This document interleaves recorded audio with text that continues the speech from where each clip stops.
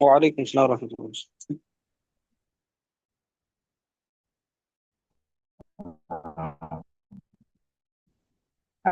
இறைவன் இறங்கி வருகிறான், இறங்கி வருகிறார்கள். அல்லாஹ்வுடைய உத்தரவு, அல்லாஹ்வுடைய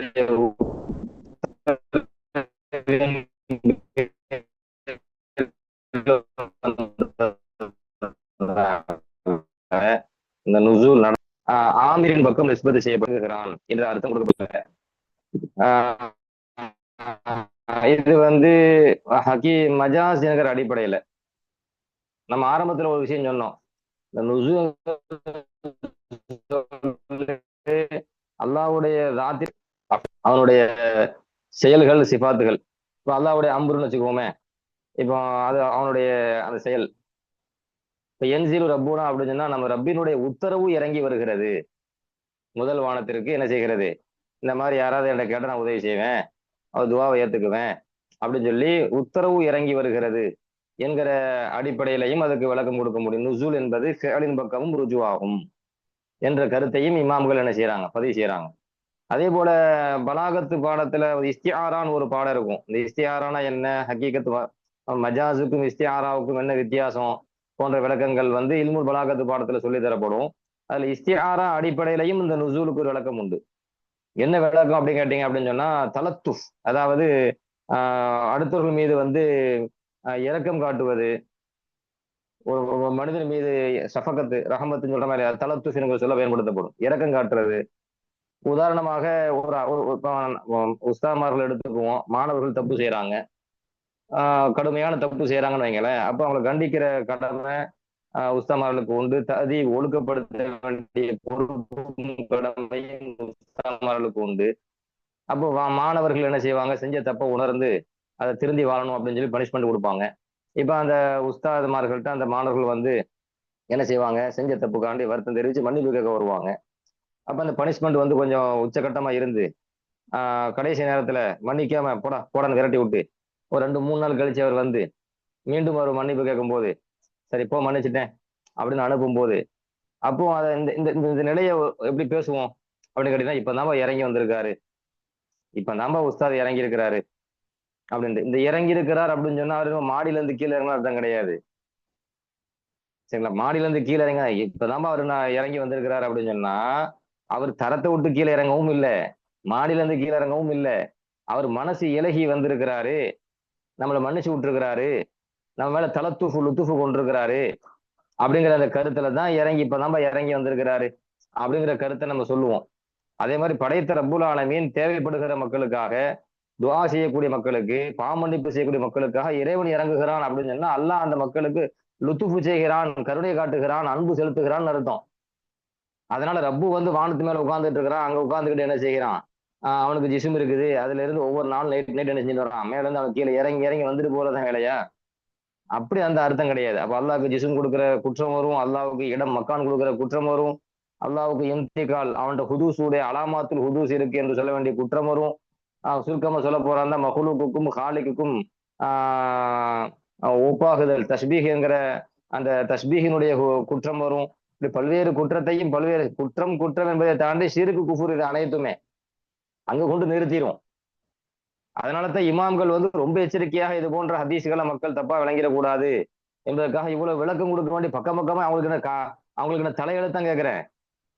அதாவது நம்ம முழு கிதாபையும் மதரசாக்கள்ல ஓதி முடிச்சு உட்கார்ந்து பண்ணிட்டோமா, அப்படி நடத்தப்பட்ட பாடத்தை எல்லாத்தையும் முழுசா நோட் போட்டு எழுதிட்டு இருக்கிறோமா, அப்படி எழுதும் போதே நமக்கு அது பெரிய சிரமம் தெரியுது அப்படின்னு சொன்னா ஒரு ஹதீஸ் கூட விடாம அத்தனை ஹதீஸுக்கும் விளக்கம் எழுதுறாங்க நம்ம இமாம்கள்.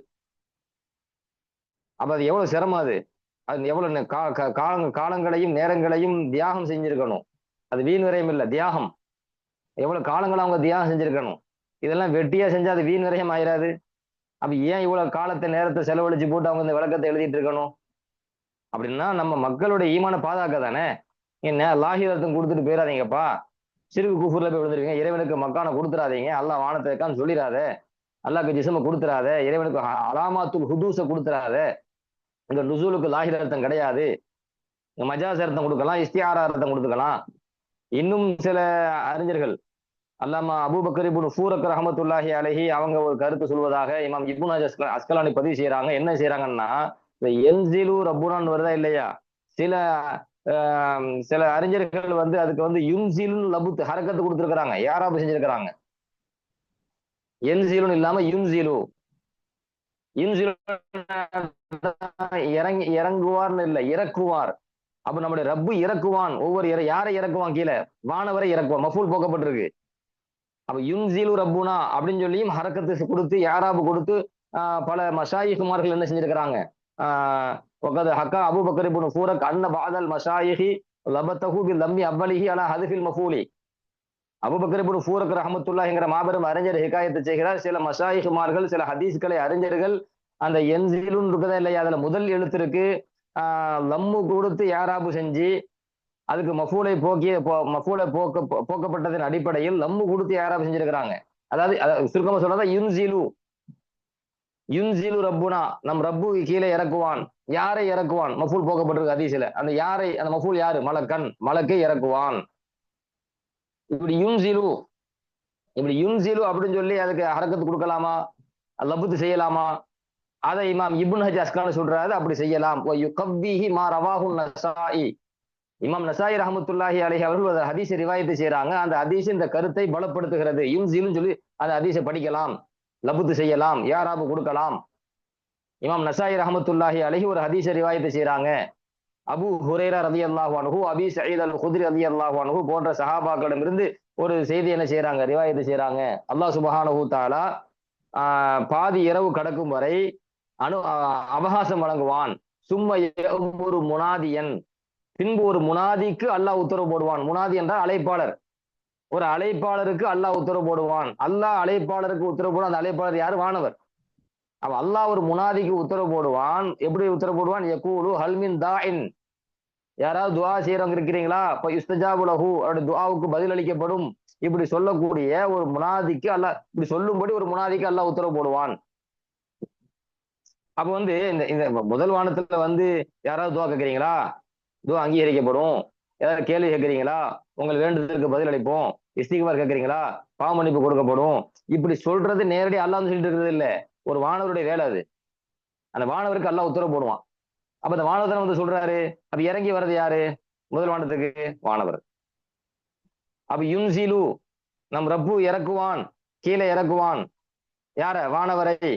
அப்படின்னு சொல்லி இந்த ஹதீஸ புகாரியில் இடம்பெற்ற, முஸ்லீமில் இடம்பெற்ற என்சிலு ரப்புனான்னு நம்ம ஹரக்கத்து வச்சு படிக்கிறோமே, அதை யுன்சிலு ரப்புனான்னு படிச்சுட்டா பிரச்சனையே இல்லை. இமாம் இப்னு ஹஜர் அஸ்கலானி ரஹ்மத்துல்லாஹி அலைஹி தனது நூல்ல என்ன செய்யறாங்க, அதை பதிவு செய்யறாங்க. இமாம் குர்திபியுடைய கருத்தை பதிவு செய்யறாங்க. ஒபிஹாதா எர்தஃபியுல் இஸ்கால். இந்த யுன்சில்னு படிச்சுட்டா இஸ்காலே இல்ல, எல்லாம் எல்லாம் போயிடும். ரப்புக்கு எப்படி மக்கான் கொடுப்பீங்க, ரப்புக்கு எப்படி ஜிஸ்ம் கொடுப்பீங்க, ரப்பு எப்படி கீழே இறங்கி வருவான், அலாமாத்துல உதுசு கொடுப்பீங்க, நேரடி அர்த்தம் வச்சு அப்படி பிரச்சனை வருமே, இந்த கேள்விக்கே வேலை இல்லை. யுன்சில் ரப்புனா முடிஞ்சு போச்சு. ஒபிஹாதா எர்தஃபியுல் இஸ்கால். இஸ்கால் முடிஞ்சிடும். ஒரு பிரச்சனையும் இல்லை, எந்த எந்த சிக்கலும் எந்த கேள்வியும் இதுல கிடையாது என்ற கருத்தை இமாம் குர்திபி சொன்ன செய்தியையும் இமாம் இப்னு ஹஜர் அஸ்கலானி ரஹ்மத்துல்லாஹி அலைஹி அவங்க என்ன செய்யறாங்க, அவங்க பதிவு செய்யறாங்க. அப்போ வந்து என்சிலுன்னு படிச்சாலும் பிரச்சனை கிடையாது. அதுக்கு நம்ம விளக்கம் கொடுத்துருவோம். மஜாஸ் என்கிற அடிப்படையில், இஸ்திஆரா என்கிற அடிப்படையில் அதுக்கு சரியான அல்லாஹ்வுக்கு தகுதியான விளக்கம் உண்டு.